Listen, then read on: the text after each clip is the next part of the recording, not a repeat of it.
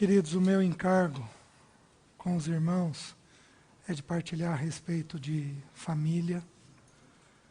E eu tive um tempo já com os jovens, nós tivemos em torno da palavra. O Senhor Jesus, em João 12, ele diz assim: aquilo que o meu Pai me deu é maior que tudo. O que o Pai deu para o Filho? O Pai deu para o Filho a igreja, o corpo dele. A igreja é, de todas as coisas nessa terra, a coisa mais valiosa, mais valorosa que existe. Nada tem mais valor nessa terra do que a igreja, porque ela é a expressão viva do Deus vivo. Mas, queridos, nós precisamos entender que nós aprendemos a viver a igreja, vivendo a família. Nós aprendemos a nos relacionar uns com os outros, dentro da nossa casa. Nós aprendemos a pertencer a Deus, como nós vamos ver já já, pertencendo aos nossos pais.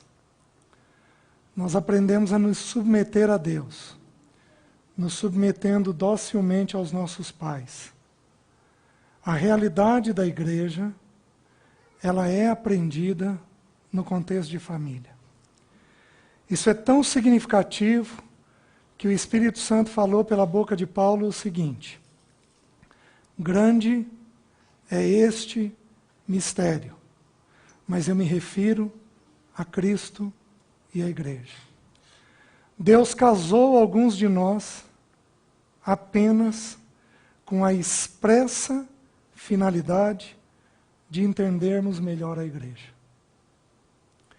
No mesmo livro de Efésios, ele diz assim: e sois da família de Deus. O Senhor colocou todos nós numa casa, com um determinado pai, com determinada mãe, com irmãos ou não, pais que nos amaram ou não, frutos de um nascimento legítimo ou não, mas Ele nos plantou numa família com a expressa finalidade de aprendermos a viver a família de Deus. Tudo gira em torno da igreja. Tudo. Que o Senhor nos dê graça essa noite, de ao abrirmos a palavra, vermos a profunda realidade de que nós somos filhos de Deus, irmãos uns dos outros. Amém? Vamos curvar nossas cabeças. Senhor, com toda a humildade, nós pedimos que o Senhor nos abra os céus. Pedimos que o Senhor nos dê uma compreensão adequada de quem somos. Pedimos que pela Tua graça, as nossas casas se aproximem daquilo que o Senhor vive com o Teu Filho. Dá-nos casas santas. Dá-nos lares gentis. Dá-nos relacionamentos verdadeiros. Dá-nos casas de profunda união contigo, para que o Teu nome seja glorificado. Senhor, abre-nos os ouvidos. Remove o véu do nosso coração, que tantas vezes dificulta vermos quem somos na Tua presença. Ajuda-nos, eu peço, em nome de Jesus. Amém. Mateus capítulo 3, versículo 17 diz assim: e eis uma voz dos céus que dizia: este é o meu Filho amado, em quem me comprazo. E eis uma voz dos céus que dizia: este é o meu Filho amado, em quem eu me comprazo. Queridos, a Bíblia, ela é a palavra de Deus falada, revelada aos nossos corações. Mas nas Escrituras, no Novo Testamento, existem apenas 3 ocasiões em que a voz de Deus foi ouvida. Só 3. Essa é a primeira. Se eu considerar que é o próprio Deus falando audivelmente, Ele próprio não usou ninguém. O Espírito não veio sobre ninguém. Ele próprio toma sua própria boca e numa voz majestosa ele fala. Na primeira vez ele diz assim: este é o meu filho amado, em quem tenho todo o meu prazer. Não precisam abrir. No capítulo 17 ele diz assim, no Monte da Transfiguração: este é o meu filho amado, em quem eu me comprazo. A ele ouvi. Apareceu naquela situação Moisés e apareceu Elias. Moisés representa a lei. Elias representa os profetas. O pai diz assim: este é meu filho. Não ouçam ninguém. Ouçam o filho. A terceira vez que a boca do Senhor fala, em João capítulo 12, o Senhor está ali no cenáculo, ele está no último discurso, no último sermão dele, a voz do alto, vira o Senhor, num espírito angustiado, ele diz: tenho desejado ansiosamente comer essa Páscoa convosco, e eu vim para glorificar o Pai. E uma voz então do alto vem e diz assim, o Senhor diz, pede para que o Pai seja glorificado, e o Senhor então, o Pai diz assim: eu já o glorifiquei, e ainda o glorificarei. Falando do Filho. 3 vezes Deus, no Novo Testamento, falou. As 3 vezes ele falou do Filho. Prestem atenção. E conhecereis a verdade, e a verdade vos libertará. Mas 4 versículos na frente diz assim: se, pois, o Filho vos libertar. Queridos, por que o Espírito Santo não virou em João e disse assim: se, pois, Jesus vos libertar, verdadeiramente sereis livres. Jesus significa aquele que nos salva dos nossos pecados. Tinha coisa mais coerente para ser falada do que isso? Se, pois, Jesus vos libertar. Mas não foi o que o Espírito disse. O Espírito não pôs ênfase em Jesus. O Espírito podia ter dito assim: se, pois, o Cristo vos libertar. Cristo significa o Messias, aquele que me toma pela mão e me dá entrada no reino eterno, aquele que consumou a obra por mim. O Espírito também não disse isso. O Espírito apenas virou e disse assim: se, pois, o Filho vos libertar. Todos os irmãos que atingem a maturidade de se verem como filhos são livres. E todos os irmãos que ainda não se viram como filhos, o que é a maioria de nós aqui, são escravizados. Não são livres. São escravizados de um comportamento, são escravizados de uma aceitação, são escravizados no serviço, são escravizados em tarefas, e simplesmente não conseguem ser livres, porque quem liberta verdadeiramente é o nosso irmão mais velho. Quando nós nos vemos na realidade de filhos, amados, aceitos, onde um pai tem toda uma história construída a meu respeito, onde o pai escreveu os contornos da minha mente, escreveu as virtudes da minha mente, escreveu uma profissão para mim, escreveu um dom para eu servir na igreja. Quando eu consigo me ver como filho, eu sou plenamente liberto. Por aí, os irmãos entendem o tamanho da necessidade do assunto que está sendo colocado. Não nos vemos como filhos, não somos livres. Alguns aqui são escravizados a problemas relacionais, alguns aqui são escravizados a trabalho, alguns aqui são escravizados a dívidas, alguns aqui são escravizados a relacionamentos. Pessoas casadas com gente ciumenta, gente complicada, você não consegue se libertar disso, você não consegue se desprender disso, e toda vez que somos escravos de alguém ou de alguma coisa, em alguma situação, é porque a realidade do Filho ainda não foi bem compreendida dentro de nós. Quando você se vê filho, amado, aceito, e o Pai tendo total prazer em você, você então é um irmão livre. Se pois o Filho vos libertar, verdadeiramente sereis livres. Os irmãos estão entendendo isso? Queridos, por que esse assunto é tão sério? Porque se nós não ensinarmos os nossos filhos a serem filhos, eles serão uma geração da igreja escravizada.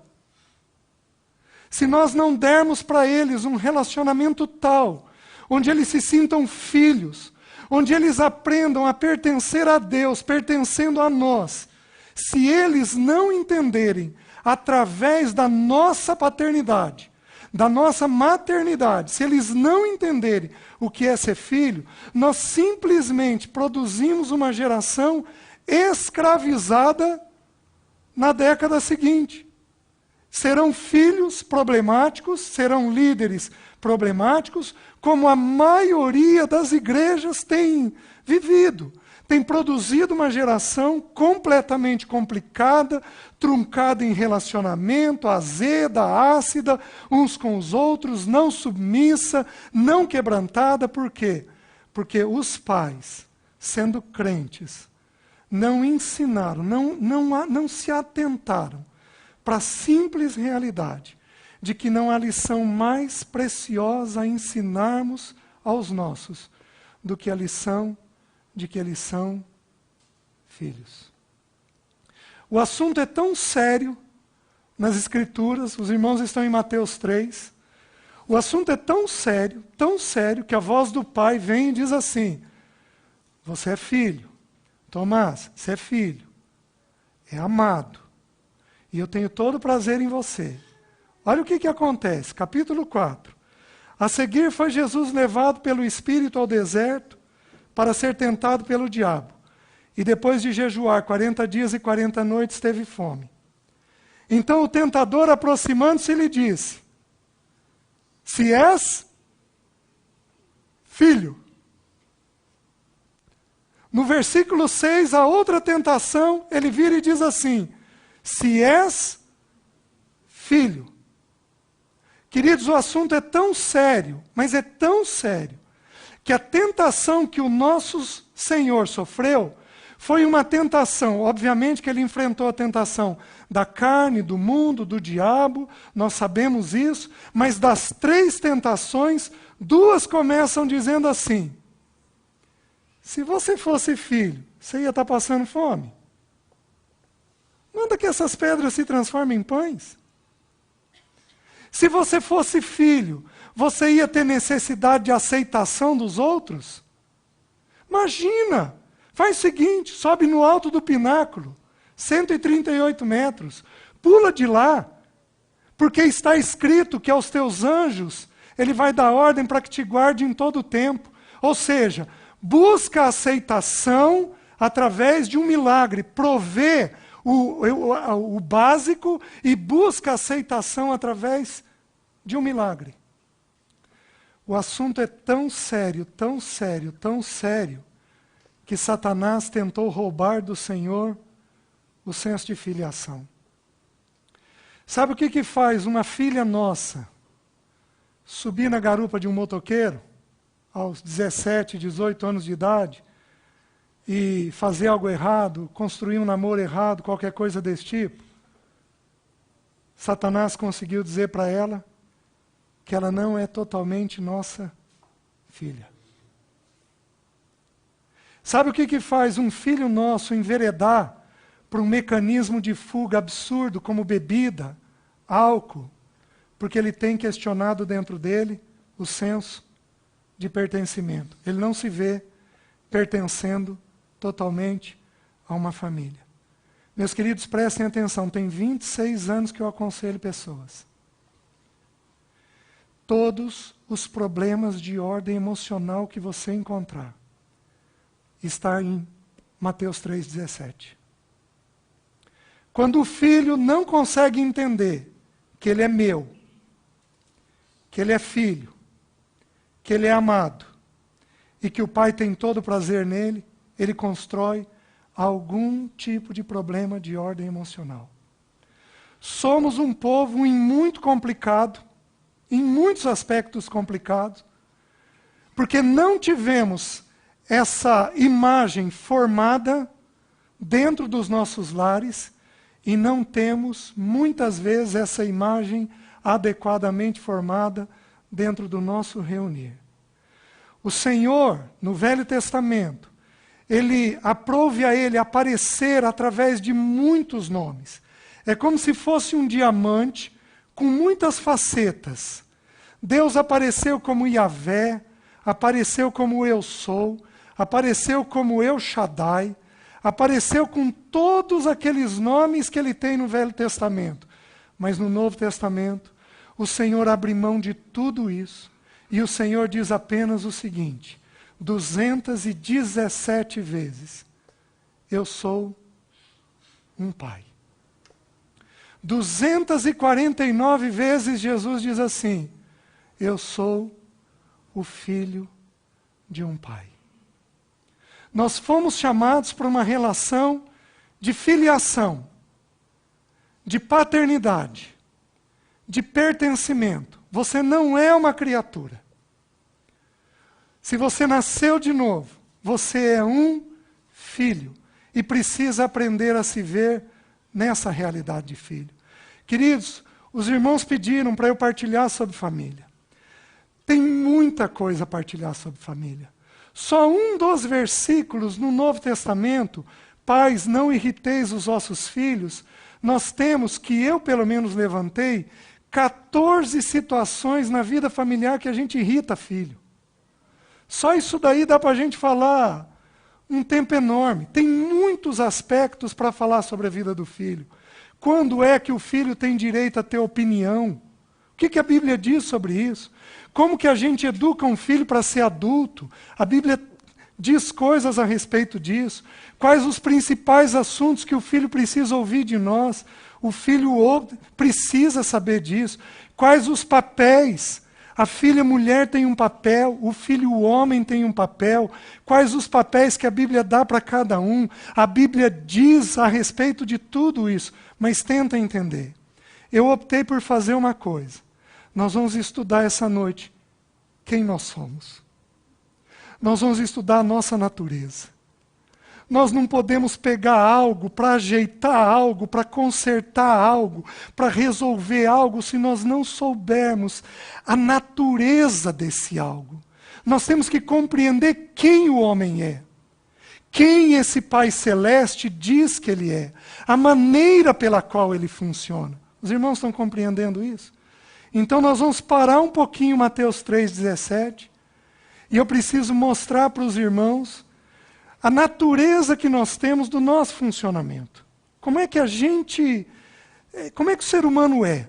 Entendendo quem nós somos, fica mais fácil de resolver as questões que estão dentro de nós.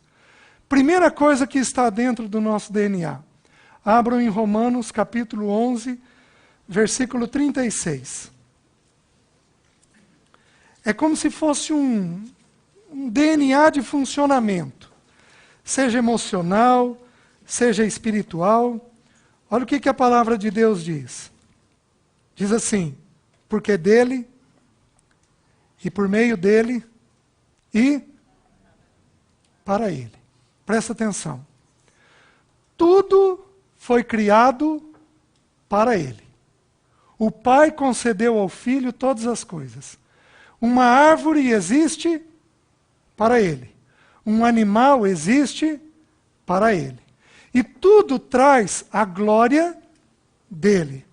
Ainda, se eu e você não trouxermos a glória dele, a natureza, gemendo, traz a glória dele. de acordo com Romanos 8 e Romanos 1. A natureza manifesta quem ele é, porque todas as coisas foram criadas para ele, mas de toda a criação, o único elemento que tem comunhão, que interage, que goza de relacionamento duradouro e eterno, é o ser humano. Vocês estão entendendo? Então presta atenção.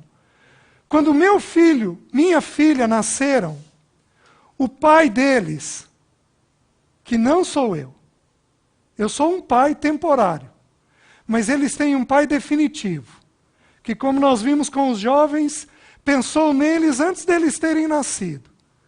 Esse pai definitivo os criou para manterem um relacionamento com ele.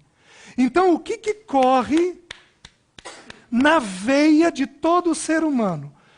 Todo ser humano foi criado para se relacionar. Isso corre dentro dele. Vocês estão me entendendo? No Éden, antes do pecado ter existido, o nosso relacionamento era com o nosso Criador. O meu relacionamento era com o Criador. Era apenas com Ele. O meu DNA, eu fui criado para Ele. Então o meu DNA era me relacionar com Ele. Por isso que na viração do dia, o Senhor vinha para manter com Ele comunhão. Porque eu tinha sido criado para Ele. Mas preste atenção, com a queda, entrou uma coisa chamada idolatria. Com a queda e com o pecado, eu me relaciono com alguém ou com alguma coisa, mas eu me relaciono. Mulher, sabe por que teu marido trabalha tanto? Porque ele se relaciona com o trabalho. Sabe por que uma menina ou um menino constrói um relacionamento excessivo de namoro? E ele esquece pai, mãe, corta os amigos. Sabe por que constrói um relacionamento excessivo de namoro? Porque com a queda, tudo foi transformado. E a gente se apega em demasia a pessoas ou coisas. Mas eu me apego me relacionando. Porque a essência do meu DNA é pertencer a alguém. Os irmãos estão conseguindo entender isso? Eu sou assim. Você é assim. Sabe o que faz uma pessoa se relacionar de forma isolada? Cria na casa dela uma caverna. Não gosta de sair de casa, não gosta de interagir com pessoas, não gosta de vir para reunião, fica isolado de uma certa forma, porque o relacionamento daquela pessoa é num ambiente isolado. Mas ela está se relacionando. Eu e você nos relacionamos com alguém ou com alguma coisa. Eu já vou mostrar para vocês lá em Gênesis, como é que isso daí aparece. Vejam Colossenses, capítulo 1, versículo 16. Pois nele, em Cristo, foram criadas todas as coisas, nos céus e sobre a terra, as visíveis e as invisíveis, sejam tronos, sejam soberanias, quer principados, quer potestades. Tudo foi criado por meio dele e para ele. O ser humano foi criado para pertencer a uma pessoa. Nós fomos criados para o nosso Criador. Para mantermos um relacionamento com o nosso Criador. Agora deixe-me mostrar isso para vocês, acho que até aqui está bem claro, está bem tranquilo. Abram em Gênesis capítulo 1, versículo 26. Deixe-me mostrar para vocês. Diz assim: também disse Deus, façamos o homem à nossa imagem, conforme a nossa semelhança. Tenha ele domínio sobre os peixes do mar, sobre as aves dos céus, sobre os animais domésticos, sobre toda a terra e sobre todos os répteis que rastejam sobre a terra. Queridos, Literalmente, tem uma versão que diz assim: façamos o homem como nós, de tal forma que nos represente.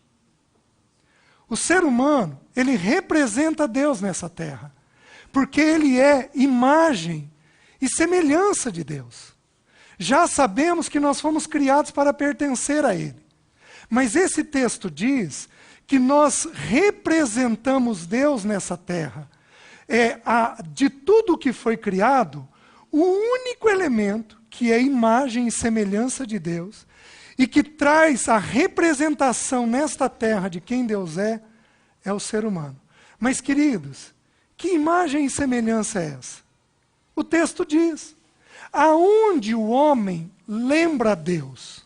O texto diz assim: façamos. Não está no singular. Está no plural. Porque quantos estão fazendo o homem e a mulher?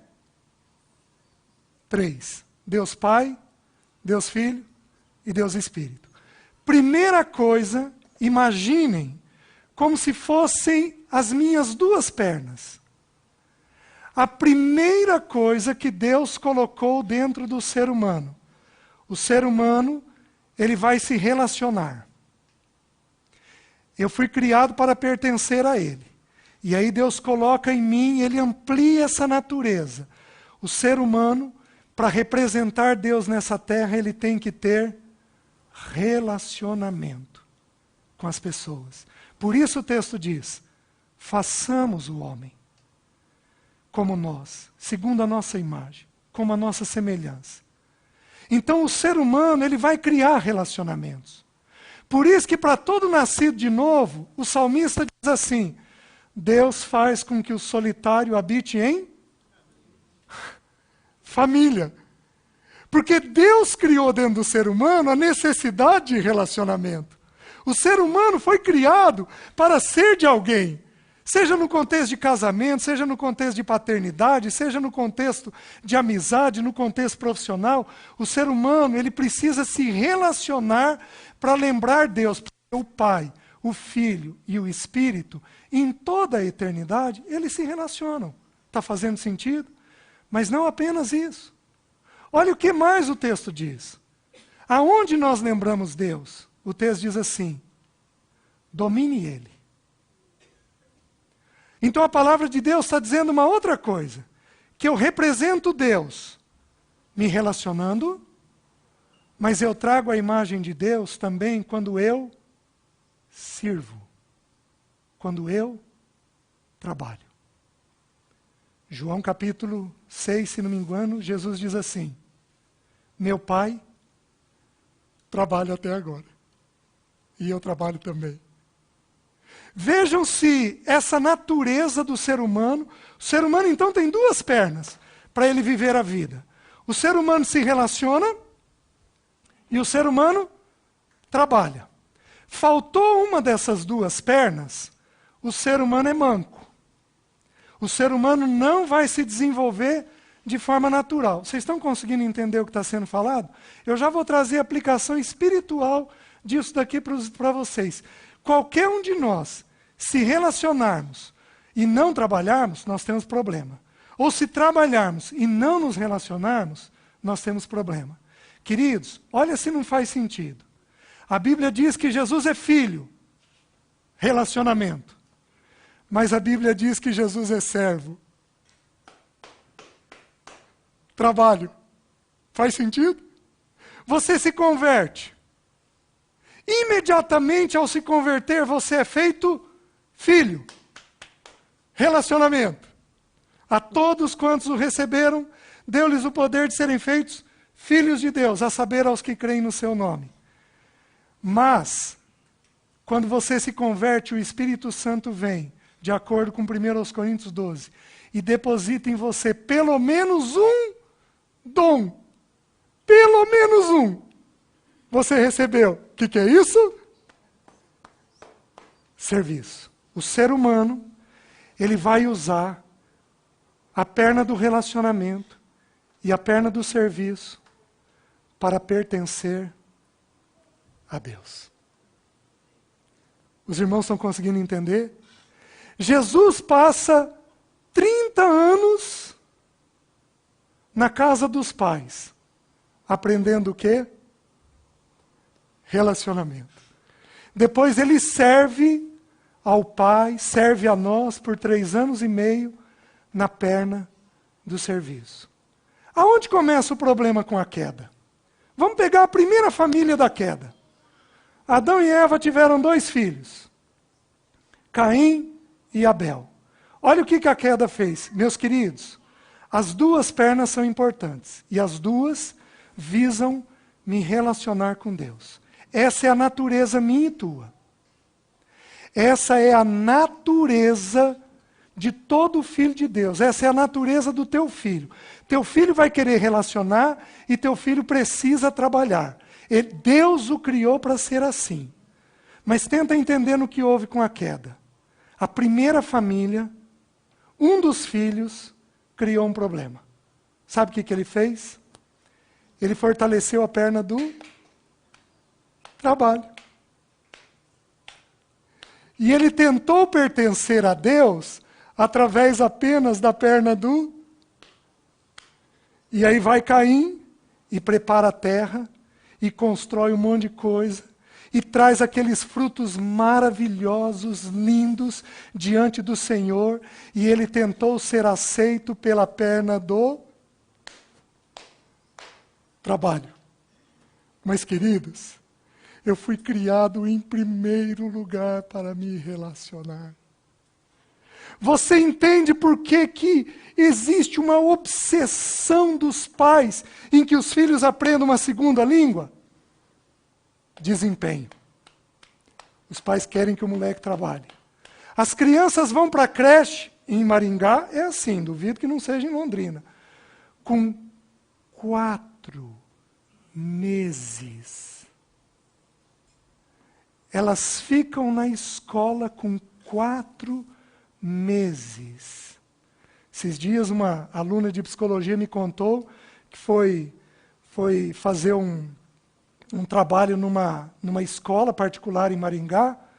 Uma criança de 1 ano tem 5 professores. Isso, chia mesmo. Isso mesmo, manda um recado. É para chiar, porque não pode uma coisa dessa. 5 professores. Sabe por que a gente bomba um desempenho desse? Porque Satanás quer que a gente seja aceito pelo trabalho. E esquece que nós fomos chamados em primeiro lugar para pertencer a um Deus. E eu aprendo em primeiro lugar a pertencer na perna do relacionamento. Os irmãos estão entendendo isso? Essa é a natureza minha e tua. Quando eu sou complicado com o relacionamento, eu fortaleço a perna do desempenho. Meus queridos, sabe o que eu fiz na minha vida? Meus queridos, acho que eu vou abrir um pouquinho meu coração. Tem um pouquinho mais de 4 anos que eu não saio para viajar. Porque há 5, 6 anos atrás eu entendi o princípio que eu estou ensinando para vocês. E eu descobri o quê? Que eu era um exímio trabalhador, mas que eu não sabia me relacionar. Nem com os meus, muito menos com Deus. 26 anos viajando e pregando. E há 4 anos atrás apenas, que eu vinha descobrir que eu não sabia pertencer. Um homem, um ser humano, que põe o trabalho na frente do relacionamento, da perna do relacionamento, ele cresce assim. A gente avança. Mas olha como é que avança. Bem devagarzinho. Eu não cresci tudo que poderia ter crescido nos últimos anos da minha vida. Por quê? Porque eu fui treinado pelo meu pai para trabalhar. Eu queria ter a aceitação do meu pai.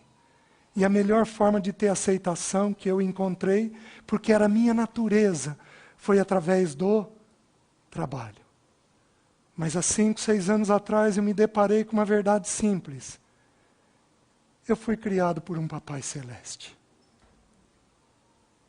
E esse Papai Celeste, antes que eu trabalhe, Ele quer me ensinar a me relacionar com Ele. Queridos, que dádiva é quando uma família aprende a dar para os seus filhos um relacionamento adequado. Porque prestem atenção, nós não vamos ver esse texto hoje. Mas na vida de Abraão, de acordo com a palavra, ele cumpria o papel do Espírito Santo de Deus na vida dos filhos. Os pais são os precursores de Deus na vida dos filhos. Os filhos aprendem a se relacionar com Deus, aprendendo a se relacionar com os seus pais. Vocês estão me entendendo? Jovens, vocês estão entendendo? Está fazendo um pouco mais de sentido depois de tudo que conversamos? Você quer ser filho de Deus? Você tem que aprender a docilmente se relacionar com teu pai e tua mãe.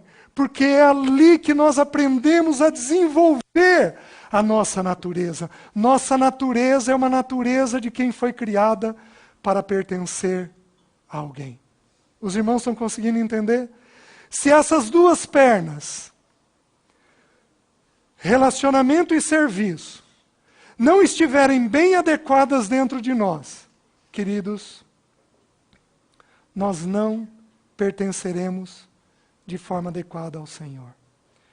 Eu não sei quantos líderes na igreja de Deus eu já vi, já ouvi, gente séria, boa, temente a Deus, chega no final da sua vida extremamente esgotado da carreira cristã, do serviço ministerial. Sabe por quê? Porque procuraram a aceitação do Pai Celeste através da perna do serviço, do trabalho, e não através, em primeiro lugar, da perna do relacionamento. Os irmãos, eu acho que os irmãos estão compreendendo aquilo que está sendo dito. Abram em 1 Coríntios, capítulo 1, versículo 9.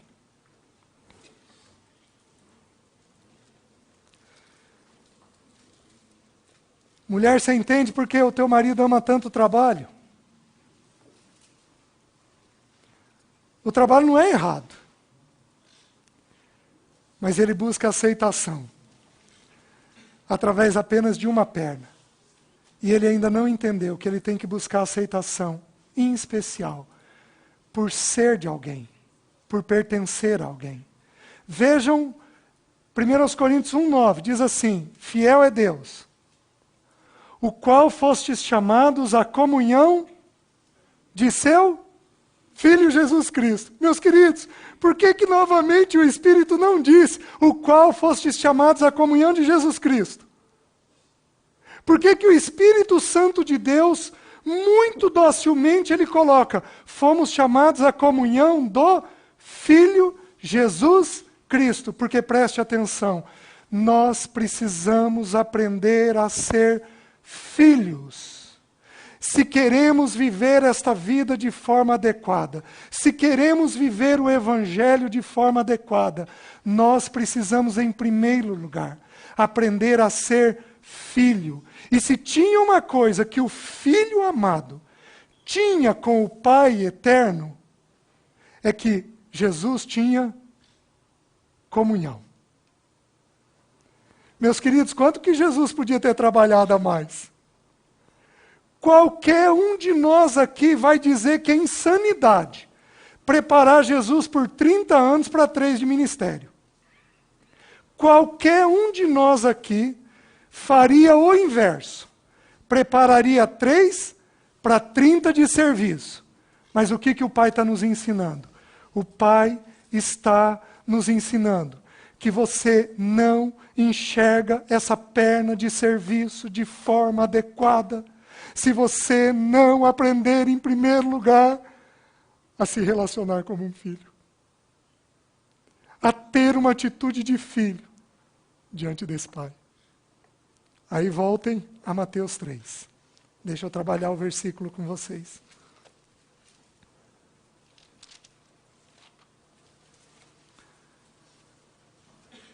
O texto diz assim: este é meu filho amado, em quem tenho todo o meu prazer. Veja se faz sentido para você. Este é meu filho amado. Fala da perna de relacionamento, em quem tenho todo o meu prazer. Onde o pai tinha prazer no filho? Nós vamos responder e dizer que era na obediência, no serviço que ele prestava ao pai. Dá para ver em quem tenho todo o meu prazer a perna do serviço? O pai, então, destaca essas duas pernas ali para o filho. E eu quero mostrar para vocês, eu quero fazer 4 separações nessa frase. Ele é meu, ele é filho, ele é amado, e eu tenho todo o meu prazer. Queridos, isso é o que nós vamos fazer conosco, e isso é o que nós vamos fazer com os nossos filhos. Se você ouvir essas verdades pela primeira vez hoje, você não está atrasado. Porque quando o Senhor nos fala pela primeira vez, é hora de agir. Presta atenção como é que nós devemos agir. Este é meu. Por que que o Espírito Santo não virou e falou assim: este é o Filho amado, em quem eu tenho todo o meu prazer? Não abram agora, mas se vocês forem estudar o livro de Provérbios, que da Bíblia é o livro que mais fala sobre educação de filhos, o livro de Provérbios, com exceção de uma ocasião, ele diz assim: filho meu, filho meu, filho meu, meu filho meu filho. Em todas as expressões, com exceção de uma, ele traz o pronome possessivo. O Espírito Santo, aprove ao Espírito Santo colocar um pronome possessivo nesta frase. Por quê? Porque a primeira necessidade que um filho tem é do meu. O filho tem necessidade de saber que ele é de alguém, que ele pertence a alguém. Se você gerar no filho uma dúvida de pertencimento, uma insegurança com relação ao pertencimento, esse filho teu vai, como eu disse antes, construir uma série de transtornos emocionais. Porque como nós fomos criados para pertencer, se o filho não pertencer ao casal, o filho vai inventar alguma coisa, mas ele vai pertencer a alguém. Ele vai pertencer a um inglês, ele vai pertencer a um esporte, ele vai pertencer a um grupo, ele vai pertencer a uma bebida, ele vai pertencer a uma balada, mas ele vai arrumar um jeito de saber que ele pertence a alguém. Está no DNA da nossa criação. Então a primeira coisa que os pais precisam produzir nos filhos, se você quer educar um filho para o Senhor, filho precisa saber que ele é seu, que ele pertence a você. Ele tem que saber que ele foi gerado por alguém, que ele é de alguém. Os irmãos estão entendendo? E tem 2 formas nas Escrituras que é claríssima a sensação de pertencimento. Eu vou citando os textos, os irmãos não precisam abrir. A primeira, como é que eu sei que o filho é meu? A primeira, eu dou tempo para aquilo que eu amo. Queridos, eu amei muito carro. E eu fui muito dado à limpeza de carro. A última vez que eu poli um carro meu, eu gastei 7 horas. Eu poli inclusive com escova de dente. Sabe, nas letrinhas? Aí você pule com escova, eu pertencia àquilo. Era uma sensação de pertencimento. Eu pertencia àquilo. Tenta entender. O nosso coração gasta tempo naquilo que a gente ama. Quem ama trabalhar, trabalha. Quem ama o Corinthians, o Palmeiras, o Santos, eu não sou aficionado a futebol, quem ama esporte, quem ama o UFC, essa madrugada, se brincar, perdeu a reunião, assistindo a luta, porque nós damos tempo para aquilo que nós amamos. Prestem atenção no que eu vou dizer. Você quer produzir um meu no teu filho? Você tem que dar tempo para ele. Mulheres, se o Senhor nos permitir abrir os papéis, nós vamos falar sobre isso. Prestem atenção no que eu vou dizer. Você resolveu ter filho? Você precisa considerar seriamente o teu trabalho. Porque quem dá o senso de pertencimento no início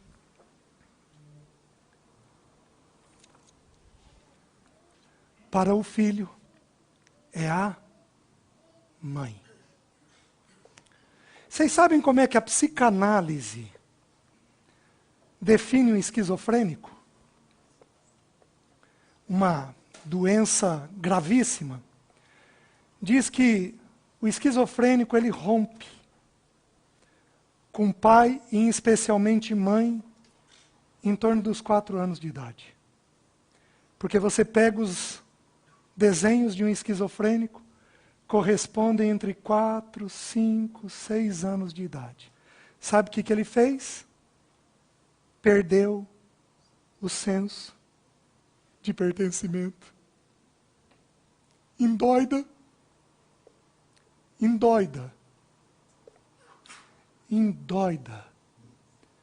Porque pai e mãe podem não ter garantido para ele, de alguma forma, um senso de pertencimento. Filho tem que saber que ele é de alguém. Filho tem que saber que ele é de alguém, porque a essência da nossa natureza é pertencer a alguém. Jeremias 31:3, não abram, diz assim: com amor eterno eu te amei. Sabe por que a gente tem um bom senso de pertencimento quando a gente se converte?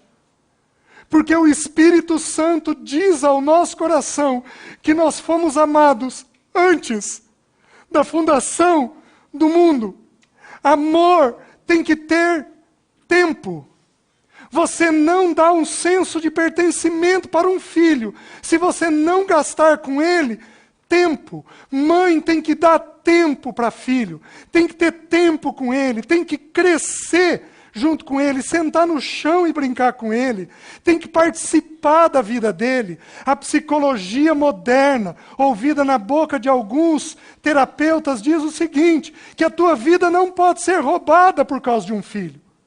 E a Bíblia nos diz o seguinte, que os nossos filhos foram colocados na nossa casa, para que eles aprendam a se relacionar com o Pai, se relacionando em primeiro lugar conosco.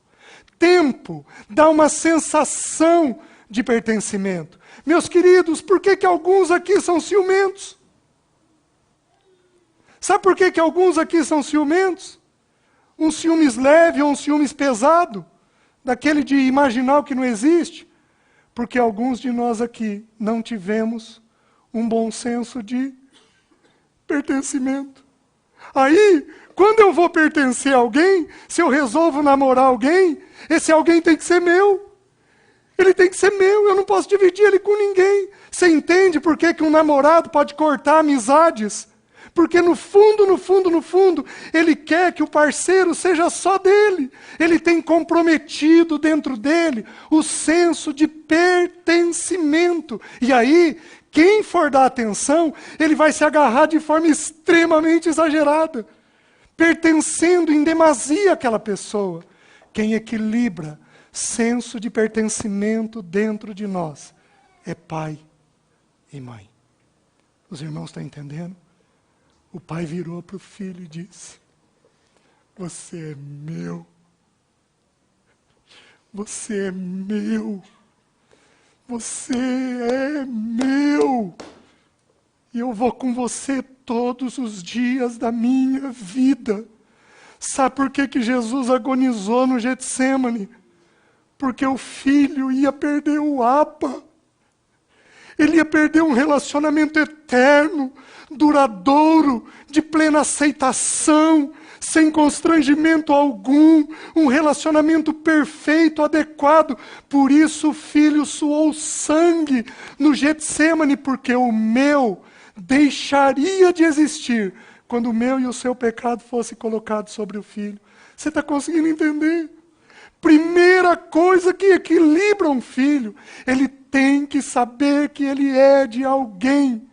E a primeira coisa que dá o meu é o tempo. Segunda coisa que dá o meu. João 1,18 diz assim: ninguém jamais viu a Deus, mas o Deus unigênito que estava no seio do Pai é quem o revelou. Seio é esse osso que passa aqui. É aqui. Seja um pai, seja uma mãe, não pode ter lugar mais gostoso para um filho do que esse daqui. Aonde que o Filho amado habitou na eternidade? Ô, Abílio, levanta aqui um pouquinho. Ó. Filho precisa ser tocado. Quando a gente estuda a bênção de Isaac sobre Jacó, Jacó chega para ele, Isaac chega para ele, abraça ele, toca ele e faz assim. Aspira o cheiro da roupa dele. Filho tem que ser tocado, tem que ser cheirado. É uma verdade que de vez em quando o filho está longe de ser adequado, né, para ser cheirado. Filho tem que ser cheirado, tem que ser sentido. Ele tem que saber que eu amo ele a tal ponto de que eu vou dar para ele um toque. O Filho amado habitou no seio do Pai. Meus irmãos, qual foi o discípulo amado? João. É o único, João capítulo 13, é o único que procurou, porque o texto diz que João reclinou a cabeça no peito do Senhor. Por que que é o irmão que mais escreve nas Escrituras, que o Espírito mais tomou nas Escrituras e falou sobre união? Por que que é dos evangelistas, dos discípulos, aquele que o Senhor mais usou para falar sobre união? Porque foi aquele que aprendeu como nenhum outro o que é o meu. Eu sou dele, e ele é meu. Eu sou dele, e ele é meu. Por que que o livro de Cantares é um livro que expressa com tanta profundidade a nossa união com Cristo, naquelas 4 etapas, naqueles 4 avanços que tem, naquele amor de Salomão com a Sulamita? Porque, queridos, ele diz assim no avanço: eu sou do meu amado, e o meu amado é meu. Você quer abençoar teu filho? Você tem que entender que teu filho precisa de tempo. Você tem que entender que teu filho precisa de tempo. Você quer garantir que ele fique com você? Você tem que dar o meu. Amém? Mas não apenas isso. Este é meu e ele é filho. O que a palavra de Deus nos diz a respeito de um filho? Como é que eu digo para um filho que ele é filho? Como é que eu digo para ele que ele é filho? Abro em Romanos, capítulo 8. Romanos 8. Vejam o versículo 16 e 17. Diz assim: o próprio Espírito testifica com o nosso espírito que somos filhos de Deus. Como é que eu sei que eu sou filho? Olha o versículo seguinte. Ora, se somos filhos, somos também herdeiros. Herdeiros de Deus e co-herdeiros com Cristo. Se com Ele sofremos, também com Ele seremos glorificados. Filho, para saber que é filho, ele tem que herdar coisas que mais ninguém vai possuir. Filho tem que ter distinção de filho. Está entendendo? Vou pegar o casal que estava com a criancinha. Eu tenho um filho que cai na piscina e a de vocês também cai. Qual que vocês vão salvar? Tudo bem, então a resposta vai ser a minha também. Filho tem que ter distinção de filho. Eu não posso dar para outras pessoas algumas coisas que eu posso dar apenas aos meus filhos. Filho sabe que é filho quando ele herda. Ele herda. Ele herda uma gentileza. Ele herda um ato de bondade. Ele herda um cuidado. Ele herda um serviço que eu não faço para mais ninguém. Eu faço apenas para ele. E esse é um problema daqueles que têm, digamos assim, cargos públicos. O pastor, o professor, aqueles que estão à frente de alguma coisa, que lideram alguma coisa, eles pertencem a todo mundo. E eles podem criar filhos rançosos, porque o filho olha para ele e vê que ele é de todo mundo. E que não é apenas pai dele. Filho, você tem que desenvolver um relacionamento. O que vai garantir que ele é filho? Além do meu, você tem que ter com ele um relacionamento onde você vai dar um nível de conversa, um nível de profundidade.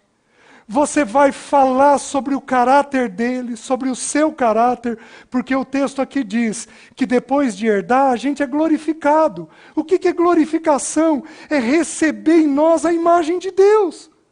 Ou então eu vou derramar sobre o meu filho um caráter meu, um aspecto meu, uma virtude minha. Eu derramo apenas sobre ele e não dou aquilo para mais ninguém. Vocês estão me entendendo? Isso vai garantindo para o filho que ele é teu, que você é dele.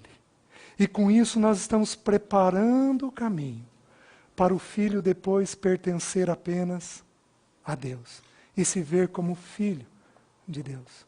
Filho tem que ter distinção. Filho tem que ter distinção. Vejam mais. Ele não é apenas meu e é filho. Além de ser meu e ser filho, ele é o quê? Amado. Este é meu filho amado. Preste atenção. O que a Bíblia diz sobre amor?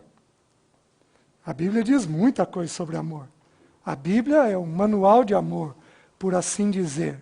Mas eu vou mencionar 3 coisas apenas sobre amor. A primeira, Deuteronômio capítulo 7, versículos 7 e 8. Não precisam abrir. Lá diz assim: eu vos amei, falando para Israel, não porque fosseis o maior, pelo contrário, vocês eram o menor, mas porque eu vos tive afeição. Primeira característica de um amor do filho: nós não amamos aquilo que nós queremos. Nós amamos aquilo que Deus nos deu. Tem filho fácil. Tem filho difícil. Tem filho obediente. Tem filho resistente. Tem filho que é um gênio.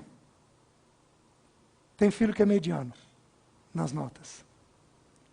Nós amamos quem Deus nos deu. Apenas os amamos.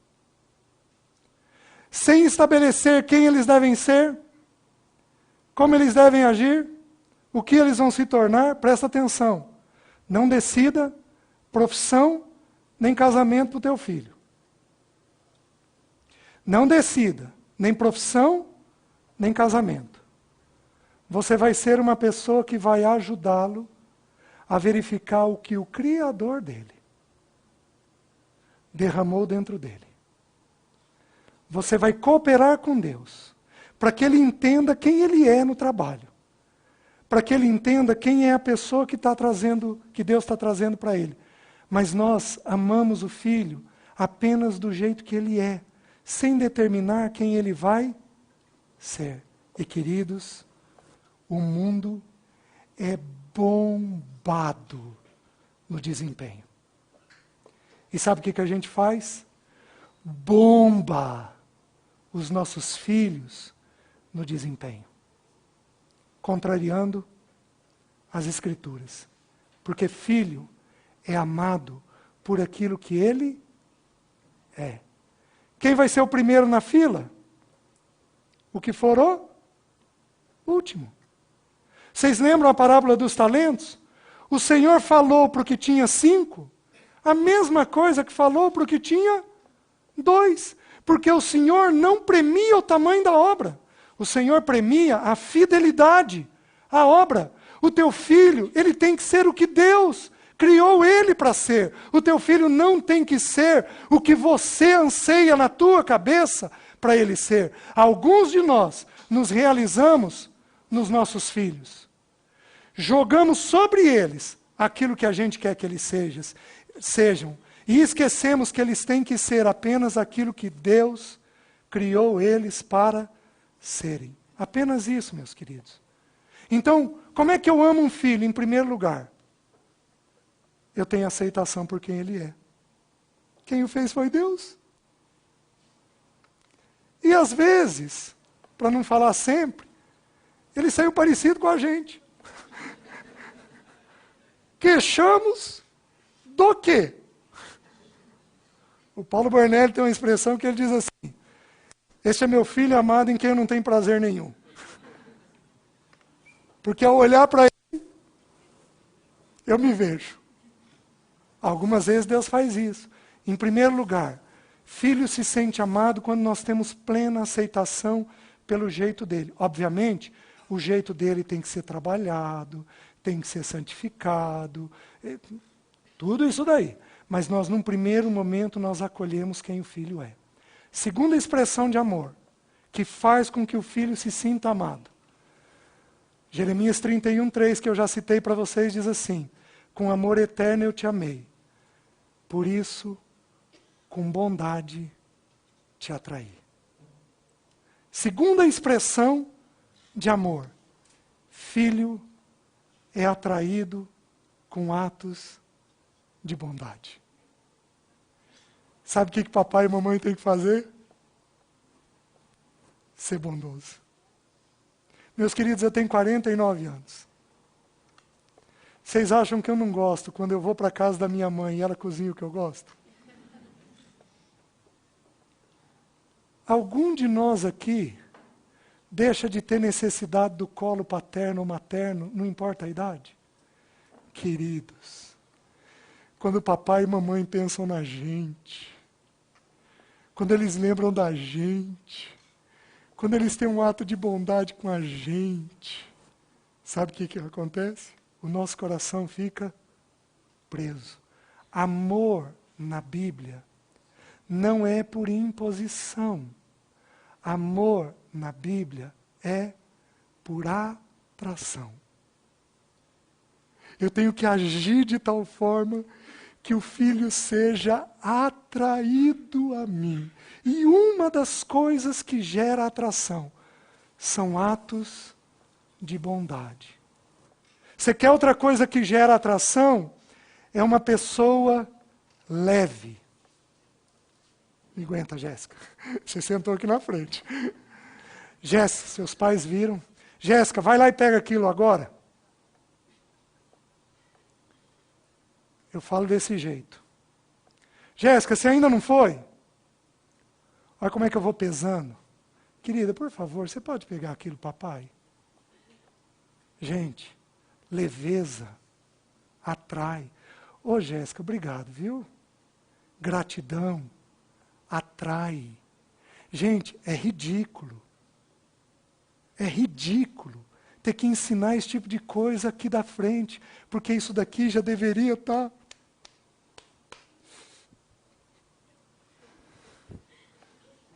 Mas a gente tem que ensinar o que é básico, às vezes boa educação. Queridos, nós perdemos os filhos por besteira. Nós irritamos os filhos com besteira. E aí, uma vez que irrita, você perdeu o filho, queridos. A fé vem pelo? Então, se a fé vem pelo ouvir, qual é o elemento mais importante que você tem na relação com teu filho? O ouvido dele. Mulher, quando dá de pôr limite, se a gente for falar sobre limite, mulher, quando resolve pôr limite, ela vira chata. Ela perde o filho, Jéssica. Ô Jéssica. Ela vira chata de tanto repetir para o filho e ela perde o filho numa atitude boba. Queridos, filho tem que se sentir amado e para isso, o relacionamento tem que ser leve. Porque isso traz amor. E o último texto, João 3,16. Diz assim: porque Deus amou o mundo de tal maneira que deu.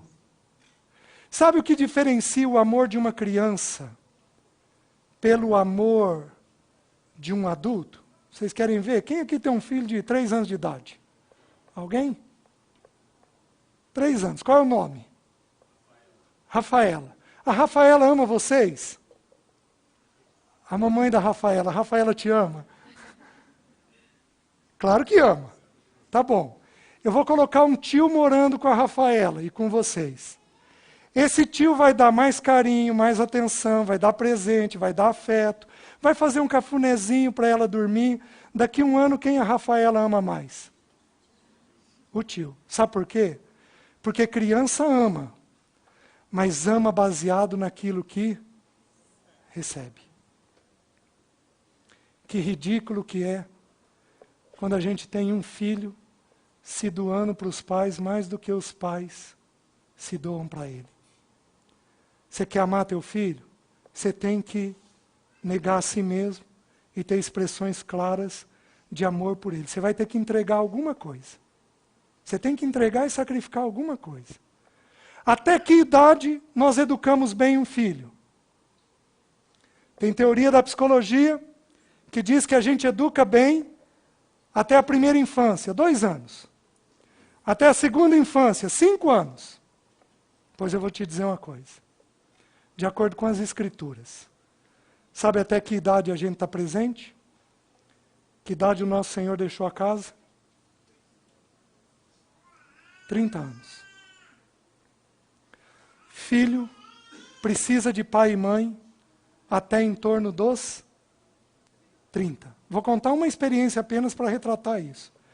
Eu me casei aos 22 anos. Aos 27 anos comprei um terreno. Liguei para meu pai feliz da vida. Pai, comprei o terreno. Primeira pergunta do meu pai. Ô filho, a caída é para frente ou é para trás? Eu falei, por quê? Meu querido, pensa comigo, para onde que a água vai? Nossa, pai, tem isso. E para azar a caída era para trás. Sabe por que o filho precisa da gente até os 30? Porque até os 30 ele ainda não tem experiência de vida. Se a gente for mexer um pouquinho mais, mães, vocês se preparem. Porque não dá para deixar o filho até os 25. Precisa de mãe por perto. Entendendo, farejando, sentindo o filho. Se nós queremos produzir uma raça que ama a Deus, que serve a Deus, eles precisarão de ajuda. E a última coisa, é meu, é filho e é amado. A última coisa, em quem tenho todo o meu prazer. Sabe quando a gente tem prazer? Queridos, vamos parar e vamos pensar. O teu filho, vamos dar um exemplo, ele toca um instrumento musical.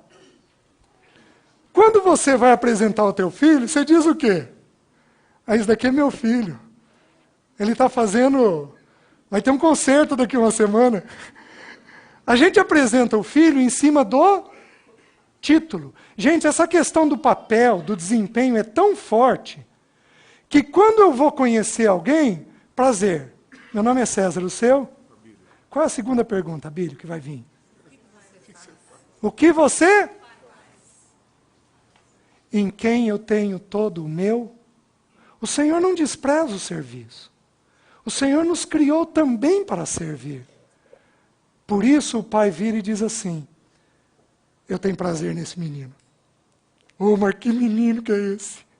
É óbvio que eu e você sabemos que está ligado à obediência dele. Mas, queridos, não apenas a obediência. Teu filho recebeu da parte de Deus dádivas. Ele tem virtudes, ele é um ser pecador, ele é um ser complicado. Ele nasceu em Adão, mas o teu filho também recebeu da parte de Deus dádivas. Teu filho precisa saber quem ele é. E para ele saber quem ele é, ele tem que ouvir de você. Teu filho desenha bem? Menino, que legal essas coisas que você faz. Mas que joia. Vamos orar a Deus, para ver como é que Deus quer te usar nisso daqui. Teu filho é um expert em matemática? Menino, você leva jeito, hein? Ó, nós vamos orar bastante na hora de definir tua profissão. Por quê? Porque Deus te criou com uma memória matemática. Deus tem um propósito para você nisso. Nós precisamos ver as virtudes que foram depositadas no nosso filho, que Deus Pai depositou nos nossos filhos. E nós precisamos ajudar eles a entender essas virtudes. Os irmãos estão entendendo? Quando você faz isso, você está dizendo assim, menino, você é jóia, hein? Quanta coisa boa você tem. Ó, você tem um monte de coisa a ser resolvida. Mas quanta coisa boa você tem. Meus queridos, quanto mais verdade o filho tiver dele mesmo, mais livre ele é. Há um tempo atrás eu ouvi de um menino extremamente, com uma baixa autoestima, uma estima muito baixa. Ele virou e falou assim, meu pai, para me salvar do orgulho, resolveu me criticar. E disse que estava fazendo isso. Filho, você nunca se orgulhar, eu vou apontar os teus erros. Mas, queridos, isso não está de acordo com a palavra. Porque o Senhor traz elogios. Servo bom e fiel. Foste fiel no pouco. Sobre o muito colocarei. Vem para o gozo. Ele é meu filho amado, em quem tenho todo o meu. Filho precisa saber das virtudes que ele tem. E ele aprende isso com a gente. Amém? Amém. O nosso modelo e a nossa referência é o nosso Senhor. Fomos chamados a uma comunhão com o Filho. E é lá que nós temos que aprender. O Novo Testamento todinho é pai e filho. É pai e filho. Que o Senhor nos dê graça de educarmos um povo para o Senhor.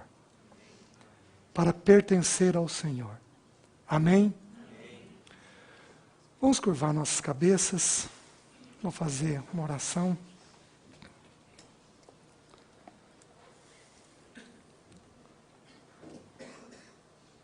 Senhor, perdoa a multidão dos nossos pecados.